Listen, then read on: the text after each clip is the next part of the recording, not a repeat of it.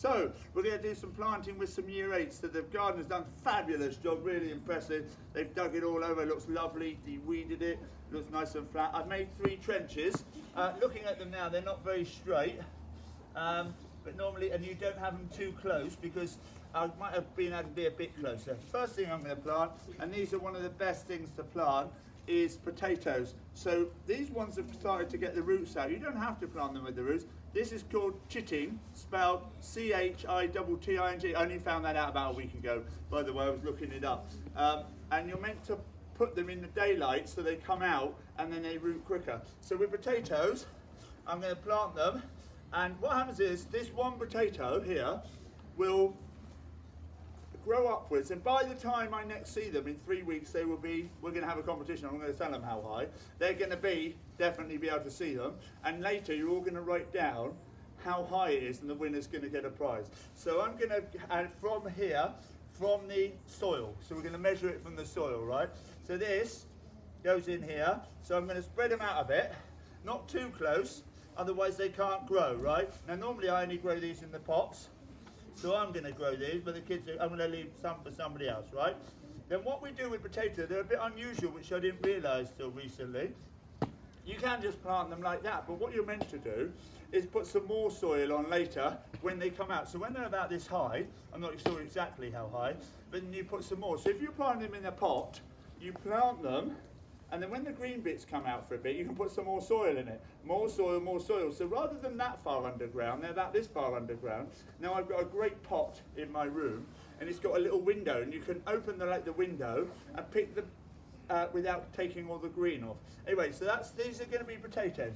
So in a minute we're going to mark this up, so you're going to remember where they are, and I should write these first really, and they're going to be potatoes. We can also write on here, and we can always scrub that off if it's there. So that's going to be potatoes.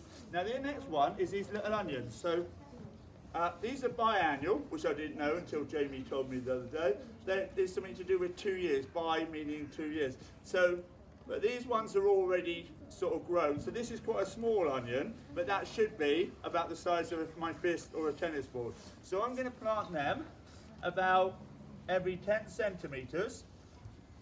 Every 10 centimetres. And I won't cover them up actually, then they can write the labels for me. So about that much, because they need to grow. If you do them too big, they won't be able to grow, right? The next one is we've got some white onions, they're exactly the same. Now the next thing I've got is garlic, so this is a good one. So what you do is, this is a garlic, this is called a bulb. You break it up, these are called cloves, these little bits. Now what you're meant to do is only plant the decent ones and eat the small ones, but these are lovely and big, look at these, lovely big cloves. I think we plant them this way up. So this is the garlic. We plant them this way up every about 10 centimetres. I'm not sure exactly how much to do them. It's got a wrap, I could probably read it. That's the best thing to do, right? And then each of these is going to turn into a bulb. Now normally I think you plant these a lot earlier, but obviously it's March now. It's March the 31st, so it's nearly into April, so it might be a bit late, so I don't know, but maybe about August or July we'll have bulbs of garlic. Each one of those will be a bulb. So of course, you buy one of these for 50p and you end up with about £5 worth. Now the lovely thing that I like the most is herbs. Now what's good about herbs is, if I plant these herbs, they're going to be there forever. Some herbs come back year after year. So thyme comes back year after year. Coriander doesn't. We have to put that in a bucket because it goes absolutely mad. Chives, so these are one of my favourite.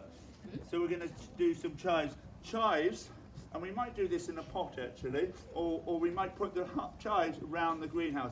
But you just sprinkle the seeds on, and these will grow back year after year. And all you do is cut them, chop them up, put them in an omelette, put them on potatoes, put them in a sauce.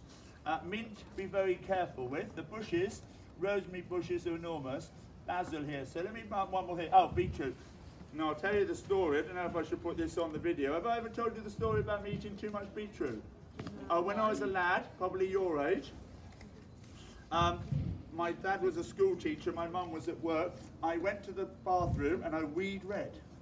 Now, I was a bit worried because obviously weeing red's not good. And what happened was I let the beetroot, and my dad panicked and phoned my mum up, and she said, oh, how many beetroot are left on the tray? And when you do, you cook beetroot, these things here, in their skins. And there's a whole plate of them, about They're bigger than a golf ball, smaller than a tennis ball, about 10 of them. She said, how many are left on there? And he said, none. So basically, I get too much beetroot and it makes sure we... if you have too much asparagus, who knows what asparagus is? Put your hand up. Hey, what happens with asparagus? It makes your wee smell, by the way, they reckon. I've never tried that, and I do like asparagus, but that's what they reckon. So I'm just going to put some... So I am going to make an extra row here, because we are going to do some beetroot. But I'll tell you what we're going to do. I've got a good idea. We're going to go all the way along. You're going to have that half in effect. So you're going to grow it up to here, because then they can finish off the beetroot. That's going to be a better plan than mine. Now we sprinkle these seeds in. Maybe be careful not to put too many in. And we have to spread them out a bit, because each one of these will be a beetroot. And if they're too tight, and when they come up there's too many of them, you have to do a thing called thin them out, which means you move them to space them out. So that's about half of them. Right? Right, and I've moved it now. So I'm just going to put a couple more in here. And the seeds, and then we're going to put them out. So I'm going to leave that there. Some people put that there, but when they get weathered, it's that you're better to write on something. When they grow up, you'll know them because they've got green leaves with red streaks in. That's thank you. Thank you from Bay House School.